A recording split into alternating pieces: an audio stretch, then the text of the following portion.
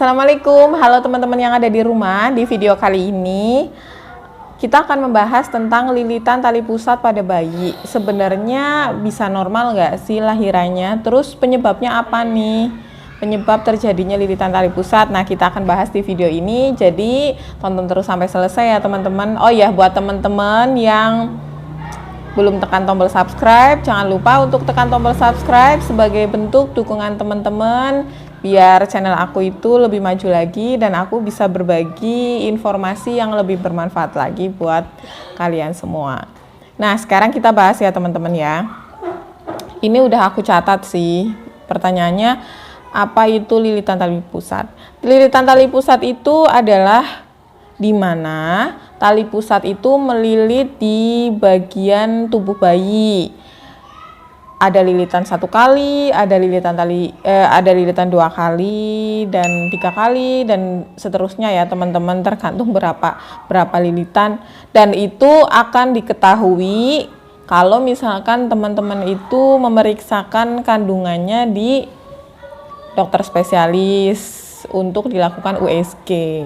Kalau misalkan udah USG, itu di situ baru diketahui ada lilitan tali pusat atau tidak gitu. Nah, ini aku udah nyiapin nih. Ini akan menjadi gambaran buat teman-teman di rumah sebenarnya lilitan itu seperti apa kondisinya. Nah, ini ceritanya tali pusat ya teman-teman. Tali pusat, nih aku gambarin tali pusat seperti ini ya. Jadi ini yang menempel, ini ari-ari ya teman-teman, ini ari-ari saya tempelin di sini. Nah, yang satunya ini nempel di tali pusat bayi. Normalnya tubuh bayi itu tidak ada lilitan, tapi kalau ada lilitan biasanya nanti dia akan seperti ini. Lilitannya 360 derajat, jadi ngikat gini. Nah, seperti ini. Tuh. Ini lilitan 1 kali. Kalau ngelilit lagi, ini lilitan 2 kali. Kalau ada lilitan lagi, nah nih lilitan 3 kali ya. Jadi bisa diketahui nanti kalau pada saat pemeriksaan USG ada lilitannya berapa kali, itu bisa diketahui dari situ ya teman-teman ya. Udah tahu ya, ini udah digambarkan, jadi udah jelas ya teman-teman. Terus sekarang apa sih penyebabnya terjadi lilitan tali pusat?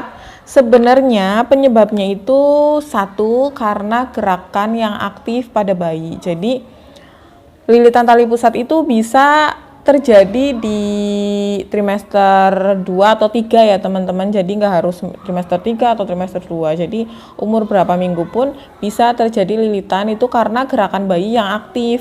Jadi kan bayi itu kan muter-muter, berenang-renang, di saat ketubannya masih banyak, dia berenang-renang. Nah, jadi bisa juga dia itu terlilit sama tali pusatnya dia sendiri. Terus kedua, memang tali pusat yang terlalu panjang. Kalau misalkan terlalu panjang, dia kan bahasanya apa ya, ngoler-ngoler ya teman-teman ya. Jadi dia itu panjang, jadi pada saat bayinya itu berenang-renang, dia akan terlilit tali pusat. Nah, terlilit seperti ini gitu. Terus dari kehamilan kembar nih, bayi kembar itu juga bisa tali pusatnya jadi melilit gitu. Bisa melilitnya seperti ini, juga bisa macam-macam ya teman-teman ya. Terus solusinya gimana nih kalau udah tahu ternyata USG terus dikasih tahu dokternya ada lilitan tali pusat? Sebenarnya ya tidak ada yang bisa dilakukan sih, cuman ya kecuali mujizat dari Allah, dan memang kita ya diusahakan, ikhtiar kita berusaha untuk komunikasi sama bayi. Jadi kita kasih afirmasi positif ke bayinya, kita ngomong, usahain ya lepasin tali pusatnya kayak gitu. Itu insya Allah bayi tahu. Tapi kalau untuk tindakan medis yang dilakukan untuk melepaskan tali pusat itu sendiri ya nggak bisa teman-teman. Dan buat teman-teman yang memang sudah diketahui nih dari USG ada lilitan, itu jangan sekali-kali diurut. Karena gini, kalau misalkan diurut terus diputar-putar bayinya ya kan, yang ada malah nanti ikatannya itu semakin kencang karena diputer kayak gitu ya, nanti ikatannya semakin kencang juga bisa. Kalau misalkan ikatannya semakin kencang, jadi kan ini tali pusat itu kan fungsinya untuk mengalirkan oksigen, makanan dari ibu ke bayi. Kalau misalkan tali pusatnya itu terlalu kencang, jadi kegencet gitu ya teman-teman ya.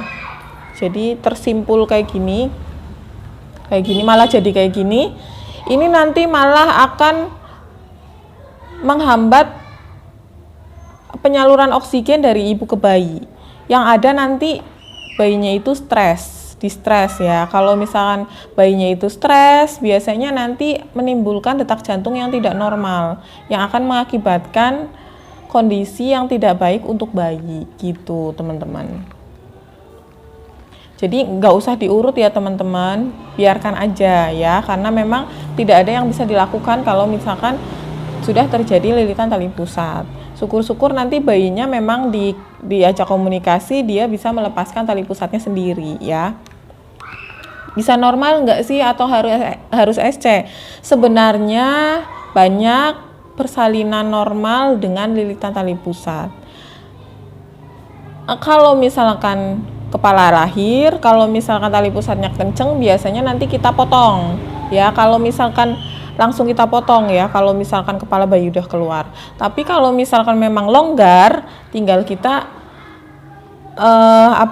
keluarin, bantu keluar. Jadi kalau misalkan longgar cuman seperti ini, nanti kita tinggal melepaskan aja dari kepala bayinya gitu ya teman-teman. Kalau misalkan memang dokter menyarankan untuk sesar, itu biasanya dokter mempertimbangkan kekhawatiran resiko yang terjadi. Karena kalau misalkan bayi dengan lilitan tali pusat itu biasanya penurunan kepalanya itu agak lama ya teman-teman. Biasanya sudah turun, itu belum. Nah, biasanya khawatirnya akan terjadi distres pada bayinya itu stres, yang akan menyebabkan detak jantung bayinya itu tidak stabil, dan penyaluran oksigen ke bayinya itu nggak bagus juga kayak gitu ya.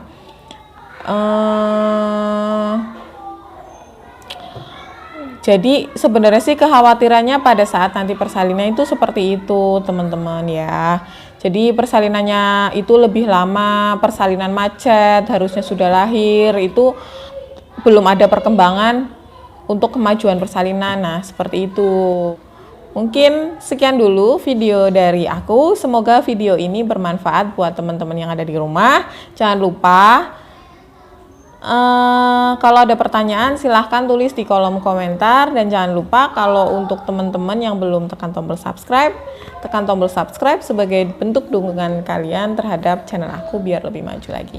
Sampai jumpa di video selanjutnya. Dadah.